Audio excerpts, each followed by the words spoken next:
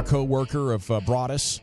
Distinguished career for both of them at DallasCowboys.com. David Helman is now the host of the NFL on Fox podcast. He covers the NFL and the Cowboys for Fox, and he joins you now here in the GBag Nation. Good afternoon, sir. How the heck are you?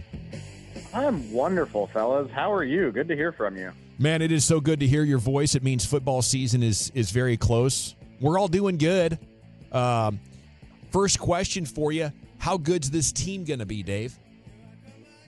The Dallas Cowboys? Yeah. I mean, good. They'll probably be good enough to make the playoffs, but, you know, who cares? Isn't that kind of the spin cycle that we're stuck in right now? I think, you know, I think the Cowboys are the victims of their own success, I guess, and obviously we've talked about this more times than we can count, but when you're facing that kind of title drought and that kind of performance in the playoffs, it's like, yeah, I think the Cowboys are going to be a playoff team, but does that ultimately matter until they prove something's different than last year? That's kind of where I'm at.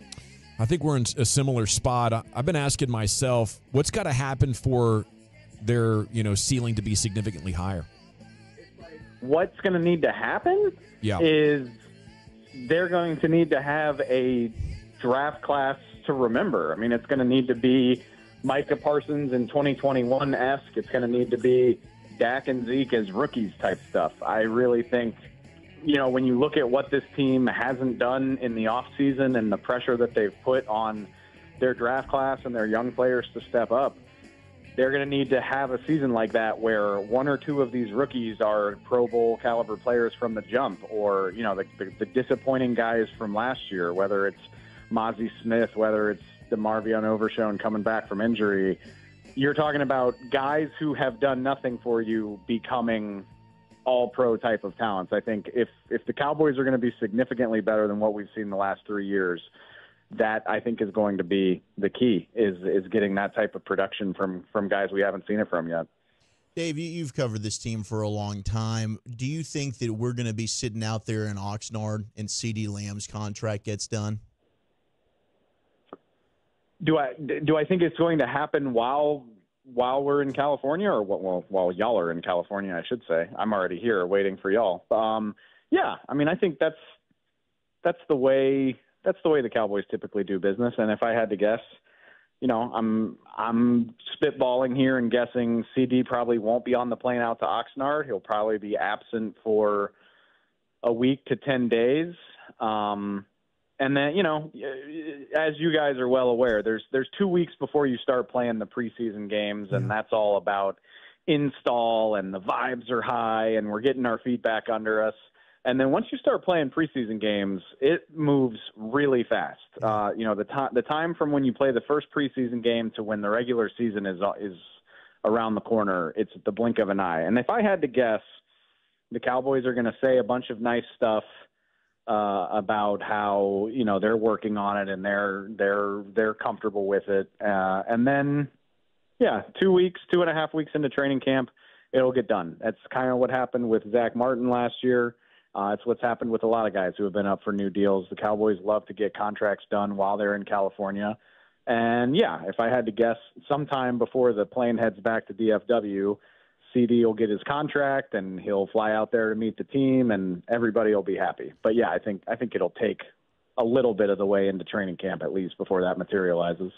Dave, you carry the fight for Dak Prescott on a national level every day, and I think you do it with respect, and it's a tough battle because there's a lot of times where you're fighting a lot of people, but this contract situation, doesn't it feel like we just went through this with him? It just seems like to me that, his agent has done a great job for him as far as getting him back to this table. And I just kind of want to know your thoughts on where you are with Dak and this thing getting done. Man, I go back and forth every day. And it does feel like we were just here because we were. And that's, like you just said, hats off to Todd France, Dak's agent, and his people, and hats off to Dak for letting them do their thing, because I remember it like it was yesterday. Yeah. When the terms of the first deal came down, I remember thinking, wait, what? He got a no-trade clause and a no-tag clause? Which it kind of turns it into a 3-year deal because, normally when the team has club control, you can wait and play this thing out until the 11th hour. But we're here in the 11th hour 9 months ahead of time, and that's a credit to the way that Dak negotiated for this deal. I think two things. I think at this point, and, you asked me about this team being better than last year, and we all remember the playoff game. I was just talking about this recently as we're starting to gear up for training camp. I mean, I'll defend Dak as often and as passionately as I need to, but you can also acknowledge that he had one of his all-time worst performances on the biggest stage imaginable in that Packer game. Like, all of that stuff goes into it.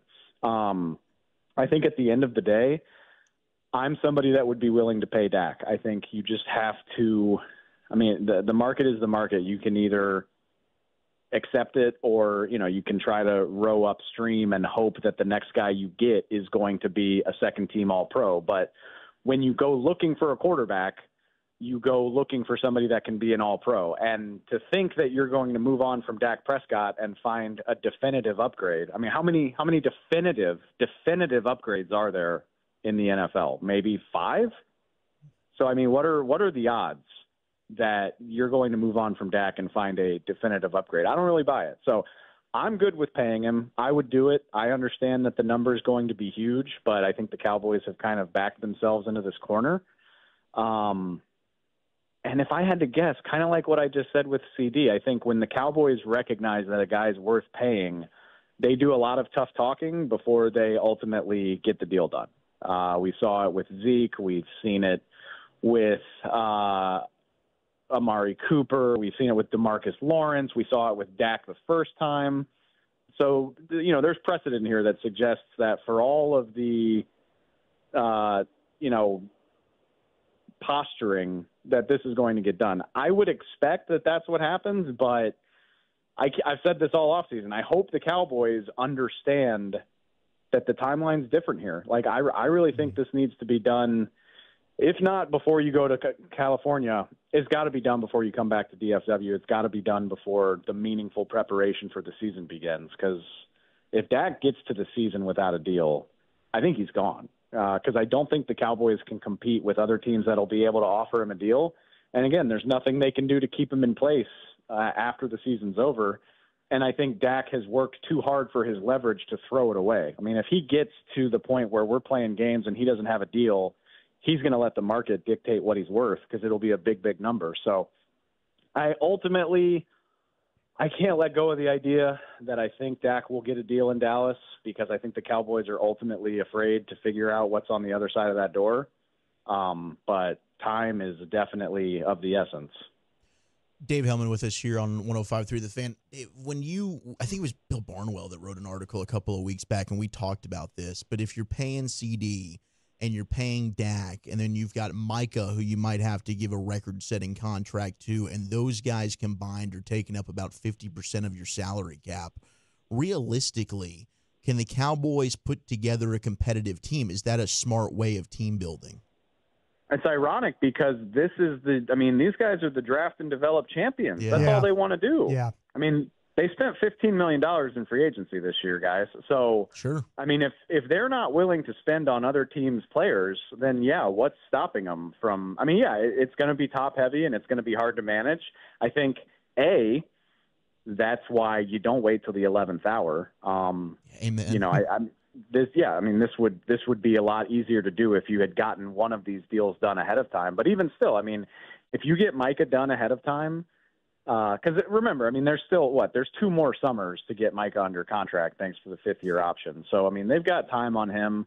If you get this stuff done ahead of time, it's going to be difficult, but that's this team's strategy anyway. Is you look at it and you say, okay, well, we're paying these guys X amount of money, but we've got Tyler Smith on this short-term contract. We've got Jake Ferguson developing into a guy on a 4th-round picks deal. And, that's a hard way to live, but fortunately for the Cowboys, that's the way they prefer to live anyway. So I don't really buy it when people try to suggest that they can't stomach those contracts, because those are the only types of contracts they like to give out anyway, are to their own guys. Dave, can Mike Zimmer save Mike McCarthy's job? See, and I felt like I gave kind of a smart ass answer about like whether the Cowboys would be better. Like what needs to happen to save Mike McCarthy's job? I mean, do I think Mike Zimmer can shore up the Dallas run defense and keep this thing humming? You know, will Dallas be the best defense in the league? I don't think so. Mm. Can they still be a top 10 group? Absolutely. Can they be a unit that gets this team to the playoffs? Absolutely. So, like, in that regard, if this were any other team, I'd be like, yeah, of course he can save Mike McCarthy's job. But what's the standard here? Do you have to win a playoff game to keep Mike McCarthy in place? Do you have to make a playoff run? Do you have to finally get to an NFC title game or even, God forbid, go beyond? How can you sit here having followed this team for any stretch of time and feel confident that Mike Zimmer can do that? So, I mean, you know, I think Mike Zimmer can hold the rope and maybe improve this defense in some ways and be part of the reason why the Cowboys get to the playoffs. Whether or not that's good enough, I don't really know the answer. You say you don't know the answer, but deep down inside, you think they're really going to rebuild this thing? You think they're setting it up for a complete rebuild? I have to believe it. I mean, I have to see it to believe it. Sure, I have that backwards. Sure, I got to see it to believe it. Like I just said, I mean, we can sit here, we can make very valid criticisms of Dak Prescott, and we can make very valid criticisms of Mike McCarthy. But at the end of the day, like I said, to move on from a quarterback who second team All-Pro, has helped you win 36 regular season games. Same thing for the head coach. You know, he showed up. The biggest hallmark of the Jason Garrett era was the inconsistency. Right. Every good season was followed by a mediocre or bad season. And look, I said, I know the playoff failings are important and worth criticizing, but he has helped you achieve a level of consistency that is enviable to everybody but a handful of teams. And at the end of the day, I don't think Jerry and Stephen Jones are willing to walk into that wilderness and say, well, we could get better, but we could also stink. I don't think the Cowboys are willing to abide the chance of outright sucking. And maybe some fans would prefer that because you get the big, exciting draft picks and you can go hunting for your Caleb Williams or your Justin Herbert or whatever.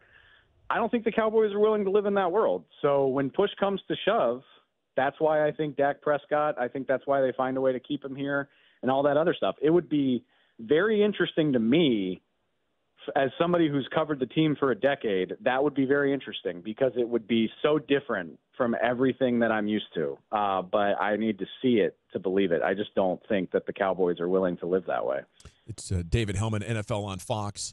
The Micah noise, as far as his leadership and his commitment, and are we heading in a good direction with him being the guy that kind of sets the tone for the team? I guess we're going to find out because, I mean, not only have some veteran voices been lost, but you're looking at the possibility of losing several big ones. I mean, Dak is obvious, but even, DeMarcus Lawrence and Zach Martin could be coming to the end of their very distinguished careers with the Cowboys. And it shouldn't be surprising if we look up and Micah is one of the longest tenured players on this team not very long from now. Tyron Smith's already gone as well. So I think more and more this is going to be a chance for Micah to put his fingerprints on the team in that way and kind of be one of those voices.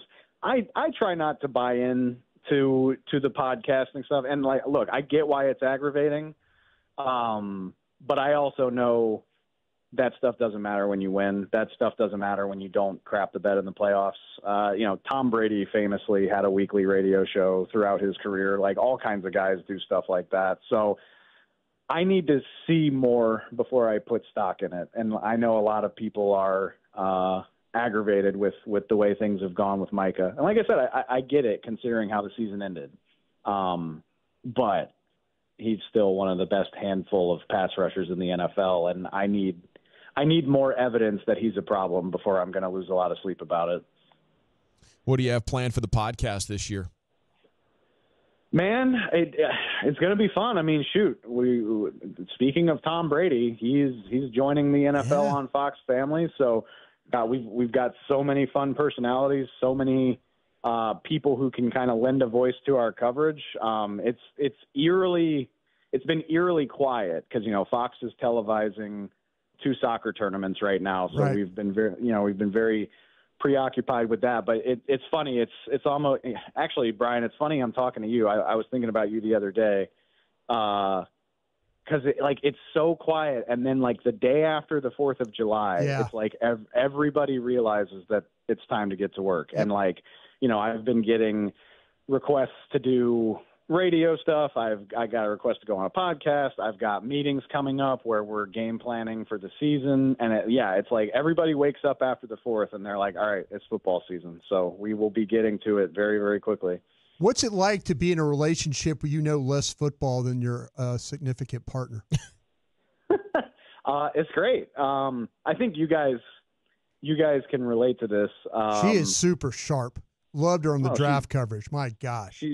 She's incredible, man. And it's cool because, when you come home from work, maybe you don't always want to talk about work because it's the stressful thing in your life, but it's cool having somebody who can not only talk about it with you, but kind of match your level of intensity and stuff. And so it helps me. I mean, it helps me think through things. It helps me de-stress.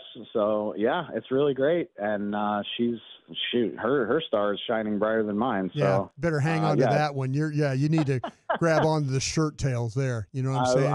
I will do my best. Don't worry. Do you have College Football 25 on pre-order? So if I understand it correctly, I think I have to pay $30 extra to get it 3 days ahead of time. Is that right? Yeah, it's a bummer.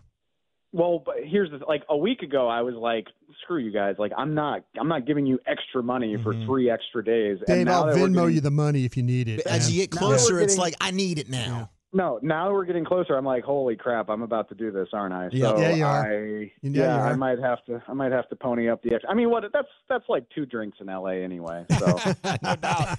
Bag of jerky at the airport. Yeah, exactly. Thank you, Dave. We'll see you in Oxnard, buddy.